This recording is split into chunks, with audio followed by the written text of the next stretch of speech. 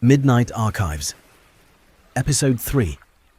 The Flannan Isles Mystery. The Lighthouse Keepers Who Vanished. Introduction. December 1900. Far beyond the rugged coast of Scotland, where the Atlantic Ocean crashes endlessly against black cliffs and jagged rocks, lies a small chain of islands known as the Flannan Isles. These remote islands are among the most isolated places in the British Isles. Winds sweep across the barren landscape. Powerful waves pound the shoreline day and night. Even experienced sailors regarded the area with caution. On the largest island, Island Moor, a lighthouse stood as a beacon against the darkness. Its purpose was simple: guide ships safely through dangerous waters. But in the winter of 1900, something happened at that lighthouse that would become one of history's most enduring mysteries. 3 experienced lighthouse keepers disappeared. No distress signal was sent. No bodies were recovered. No witnesses ever came forward. More than a century later, nobody knows exactly what happened. This is the story of the Flannan Isles Lighthouse Mystery. Chapter 1. The Islands at the Edge of the World. The Flannan Isles sit approximately 20 miles west of Scotland's Outer Hebrides. The islands are small, rocky, and largely uninhabited. For centuries, they were known mostly to fishermen and shepherds. Local legends surrounded the islands. Some stories claimed strange spirits wandered the cliffs. Others described the islands as places to be respected and avoided after dark. Whether these tales were based on superstition or generations of hard-earned caution, they contributed to the island's mysterious reputation. As maritime traffic increased during the 19th century, the need for a lighthouse became clear. The surrounding waters were notoriously dangerous. Storms could appear suddenly. Dense fog frequently reduced visibility. Hidden rocks threatened passing vessels. Construction of the lighthouse began in the late 1890s. Building materials had to be transported across rough seas and hauled up steep cliffs. It was difficult and dangerous work. When completed, the lighthouse represented a remarkable engineering achievement. Its powerful light could be seen for many miles, helping guide ships safely through the darkness.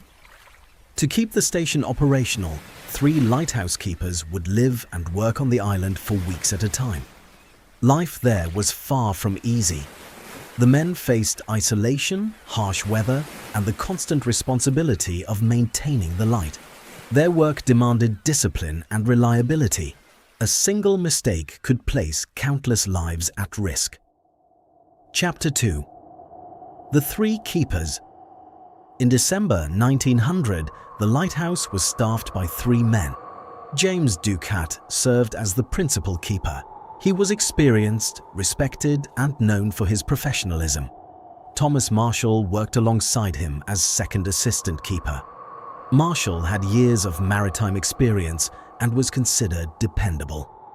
The 3rd keeper was Donald MacArthur. Unlike the others, MacArthur had a reputation for being tough and sometimes short-tempered, but he was also regarded as capable and hard-working. Together, the 3 men formed the crew responsible for keeping the lighthouse operating through the harsh Scottish winter. Their daily routine was highly structured. They maintained equipment, cleaned lenses, recorded weather observations, monitored supplies, inspected buildings, and most importantly, ensured the light never failed. Although the work could be repetitive, it was essential. By all accounts, the station was functioning normally throughout early December. Nothing appeared unusual. No one could have imagined that within weeks all 3 men would vanish. Chapter 3. The Storm. The winter of 1900 brought severe weather to the North Atlantic. Powerful storms moved across the region. Massive waves battered coastlines throughout Scotland. On passing vessels, sailors reported rough seas and dangerous conditions. Some ships later noted that the lighthouse appeared dark during a period when it should have been visible. At first, this raised little concern. Storms often disrupted schedules. Communication delays were common. The lighthouse itself sat in one of the most remote locations in the country. Yet, as days passed, concern slowly grew. A relief vessel known as the Hesperus was scheduled to bring supplies and rotate personnel. Because of weather conditions, its arrival was delayed. The delay would prove significant. Whatever happened on Island Moor occurred while the island remained completely isolated from the outside world. Chapter 4. The Arrival of the Hesperus. On December 26, 1900, the Hesperus finally approached the island. Captain James Harvey expected an ordinary visit. Instead, he immediately noticed something strange. No one was waiting at the landing area. Normally, lighthouse keepers greeted arriving vessels. No signal flags were flying. No movement could be seen anywhere on the island. The lighthouse itself appeared silent. Captain Harvey sounded the ship's horn. No response came. A distress flare was launched. Still nothing. Concern quickly turned into alarm. Relief keeper Joseph Moore volunteered to go ashore. As he climbed the steep path toward the lighthouse, he felt an uneasy sense that something was terribly wrong. The island was silent. There were no voices, no footsteps, no signs of life. When Moore reached the lighthouse, his fears were confirmed. The keepers were gone. Chapter 5. The Empty Lighthouse. Inside the lighthouse, evidence suggested the men had left suddenly. Beds had been slept in. The kitchen showed signs of recent activity. Equipment remained in place. Oil lamps had been maintained. Nothing appeared disturbed by violence. Yet there was nobody there. One detail stood out. The oilskin coat belonging to one keeper remained hanging inside.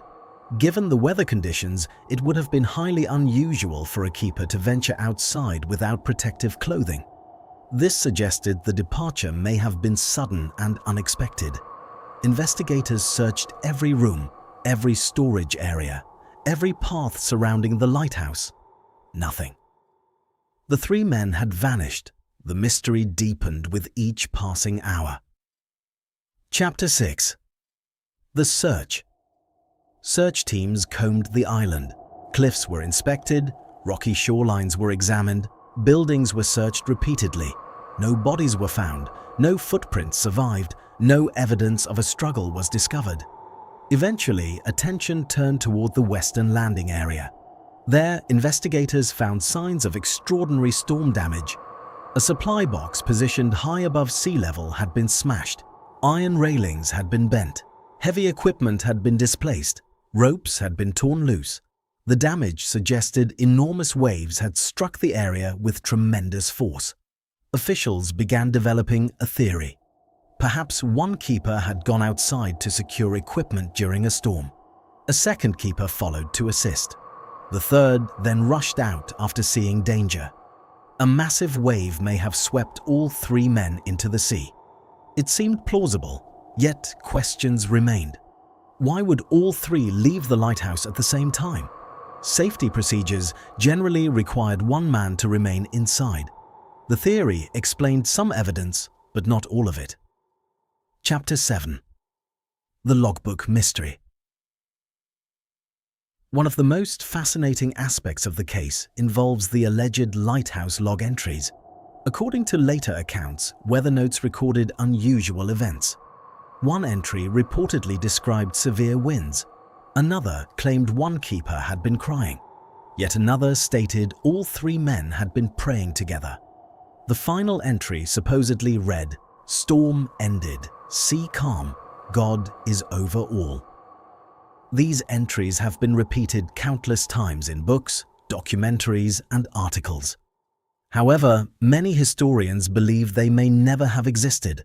No original records containing these dramatic statements have been found. Some researchers argue they were added later as the legend grew. If true, one of the most famous pieces of evidence may actually be a myth. Yet even without the mysterious log entries, the disappearance remains unexplained. Chapter 8. The Theories. Over the years, many theories have emerged. The rogue wave theory. This remains the leading explanation. Rogue waves are unusually large ocean waves that can appear with little warning. A single wave may rise dramatically higher than surrounding seas. If the keepers were near the shoreline when such a wave struck, they could have been swept away instantly. The accident theory. Another possibility is that one keeper slipped or fell while working. The others attempted a rescue. In the process, all three were pulled into the sea. Given the dangerous terrain surrounding the island, this scenario remains possible. The murder theory. Some writers have suggested conflict among the men led to violence. However, no evidence supports this idea. No signs of struggle were found. No blood was discovered. Most historians dismiss this theory. The spy theory. A few researchers have proposed that foreign agents or criminals somehow became involved. Again, there is no evidence supporting such claims. The paranormal theory. As with many unsolved mysteries, supernatural explanations eventually emerged. Stories of ghosts, sea spirits, and unexplained forces became linked to the disappearance. These tales remain popular among mystery enthusiasts, but lack factual support. Chapter 9. Why the mystery endures. More than 125 years have passed, yet the mystery continues to fascinate people around the world. Part of its appeal lies in its simplicity. There are only 3 missing men, 1 isolated island, 1 abandoned lighthouse. No witnesses, no solution. Unlike many historical mysteries, the facts are relatively straightforward, and yet the answer remains elusive. The setting itself also contributes to the story's power. An isolated lighthouse surrounded by violent seas feels almost timeless. It is the perfect backdrop for an unsolved disappearance. Even today, visitors describe the islands as haunting and lonely. Standing on those cliffs, it is easy to understand why the mystery continues to capture imaginations. Conclusion. The lighthouse still stands on Island Moor. The Atlantic Ocean still crashes against the rocks below. Storms still sweep across the Flannan Isles, just as they did in 1900. But James Ducat, Thomas Marshall, and Donald MacArthur were never seen again. Perhaps a rogue wave claimed them. Perhaps a tragic accident unfolded during a storm. Or perhaps some piece of the puzzle remains undiscovered. The truth may have vanished into the sea along with the men themselves, and until new evidence emerges, the Flannan Isles Mystery will remain one of history's most chilling unsolved disappearances. What do you think happened to the 3 lighthouse keepers? Leave your theory in the comments below. If you enjoyed this episode of Midnight Archives, don't forget to like, subscribe, and join us next time as we uncover another mystery hidden in the shadows of history. Until next time, keep searching the archives.